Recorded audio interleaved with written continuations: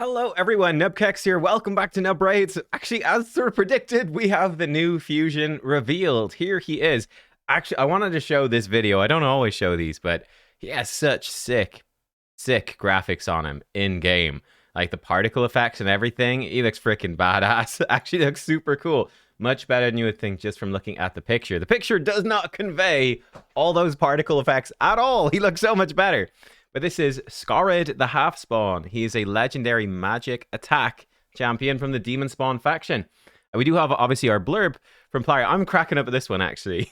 Normally, when Plarium does these blurbs, they say a lot. They say a lot of stuff. For this one, they're like, yeah, man, he's pretty straightforward damage dealer. I mean, that's kind of it. Like, he's got some hex. He's all right for Hydra, I guess. But that's about it, guys. He's pretty simple. He's pretty simple. But the big one about this is it's Thursday, the 1st of August, as I predicted. So this is next Thursday. So after the Titan event ends, there should be a CVC on Tuesday, Wednesday as well. And it is a fusion event, a fusion. So that says to me it's a traditional fusion, collecting 4 rares to fuse up into, 16 rares, I should say. Collect 16 rares, fuse into 4 epics, fuse into 1 legendary. So it's one of the harder fusions. It is one of the harder ones. So let's take a look. Does he look any good? That's the question. So let's move me over here. Hex Pyres A1 attacks one enemy. 50% chance of doing a debuff spread. That bucks to a 60%. Taking Hex, placing it on all enemies. If the target isn't under Hex, spreads one other random debuff instead. All right, it's fine. Anathema Burst attacks one enemy. Before attacking, puts increase attack on this champ for 2 turns. Repeats the attack on all enemies under Hex. The attack ignores shield buffs against targets under Hex. It's actually really solid. That's a great Hydra move right there. So you self-buffs increase attack. That's not... Now, obviously, if you don't bring increase attack, you can make him a mischief target, which could be very bad. But he self-buffs increase attack, so that's guaranteed he's going to have it. Now, when he repeats the attack on enemies under Hex, that will be a single target attack. So it's effectively an AoE, but it will actually be single target. That is important for Hydra because the Hydra head passives reduce the damage of AoE. So this could actually potentially be a very hard-hitting move. It should also, I believe, hit the enemy you choose twice. It should hit them and then repeat it again. So you'll get a double hit against one person and then basically a single hit against everybody else if they have, presuming everyone is Hex. So actually, potentially a very, very strong damage move. Ignoring shields is not really relevant for Hydra, but that might be somewhat helpful in some wave-based content and stuff. That's definitely pretty niche, though. For some arena, I mean, that's the thing. You might build him up, if he's a good damage dealer, you might build him in good damage gear and then bring him into Siege, for instance, and he could help you hit past shield buffs. Bit awkward. You got to land a Hex, then do the A2. You could make it work, but it's certainly not easy. Infernal Malediction. 4-turn goes to a 3-turn cooldown. These are both 3-turn cooldowns, actually, these moves when booked. This one is an AoE attack. Before attacking, puts Hex on all enemies for 2 turns.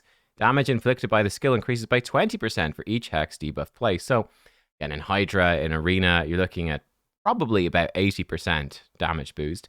Now, he does not have, as I can see, any increased accuracy in his kit.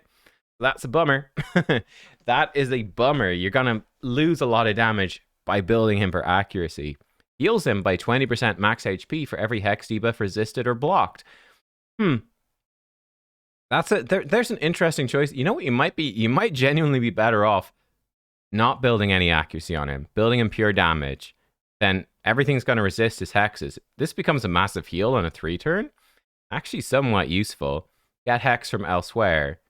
This move is going to hit. It's not going to be anywhere near as strong.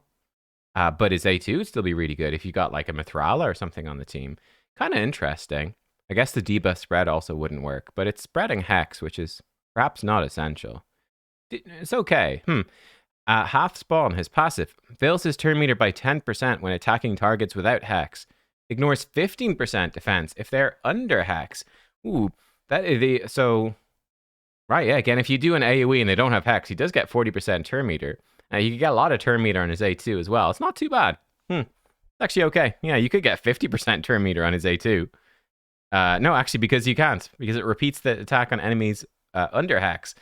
So yeah, no, his A2 would suck for turn meter fill. It's only the A3 is good for turn meter fill. The others are like a tiny bit. You basically really always want Hex to get the ignore defense. Yeah, okay. So, interesting stuff. This will stack very well. So he's just got 15% ignore defense in all of his moves. Pretty powerful. Like, can you stack area bonuses? You stack mercy. Like, if you get him in 6-piece merciless, because I think his A2 is what he's all about, really. Yeah, 6-piece merciless, 35% ignore defense. Stack it with this extra 15. That's 50% defense ignore right there with 6-piece merciless. Pretty strong. You give him, what, 20% from area bonuses. You proc Helm Smasher 25%. You could even give him 2-piece Cruel on top of that. You could ignore 100%, which is pretty good. That's not bad. And certainly an interesting thing about him, they could do like a Titan Path or Hero's Path event or something after the fusion. And those often give like a 5-star soul for the champion, which could be pretty powerful for him. That's something to consider as well. You could get him extra attack, crit damage, extra defensive stats, and extra accuracy. So, yeah, there you go. I mean, yeah, as they said, like, he's very straightforward. It's true.